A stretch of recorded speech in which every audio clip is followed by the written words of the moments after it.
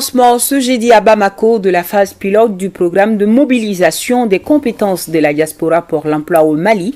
L'objectif est de doter le Mali d'un mécanisme de coaching pour soutenir les secteurs de l'économie nationale.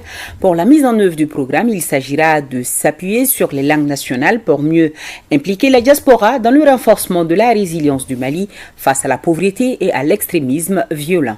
Brahima Kone, compte rendu.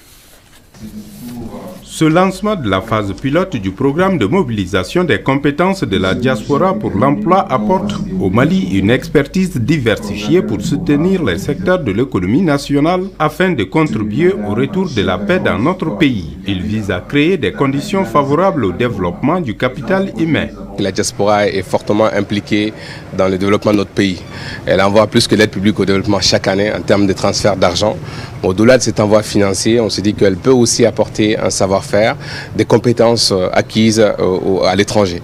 Donc notre vécu du quotidien, nos expériences, nos différentes expériences nous ont appris des choses qu'on pourrait mettre à la disposition de notre pays. Cette phase pilote du programme de mobilisation des compétences de la diaspora pour l'emploi a été financée par le système des Nations Unies à travers l'UNFPA, ONU Femmes et l'UNESCO. Le programme de mobilisation des compétences de la diaspora pour l'emploi au Mali est aussi en adéquation avec le programme de l'UNESCO pour la jeunesse et la stratégie du système des Nations Unies pour la formation technique et professionnelle, la stratégie des Nations Unies pour les Sahel et aussi le cadre de partenariat signé entre le gouvernement du Mali et le système des Nations Unies. La phase pilote du programme de mobilisation des compétences de la diaspora pour l'emploi au Mali est structurée en 4 composantes. La première composante porte sur le renforcement des capacités de 100 aides ménagères et associations de défense et de promotion des aides ménagères. La deuxième concerne l'autonomisation de 120 femmes dans les camps de réfugiés ou des camps de déplacés internes.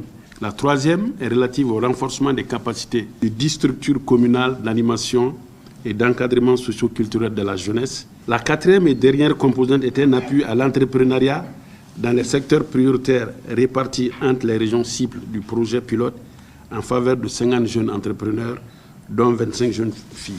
Il s'agit de s'appuyer sur les langues nationales pour mieux impliquer la diaspora dans le renforcement de la résilience du Mali face à la pauvreté et à l'extrémisme violent.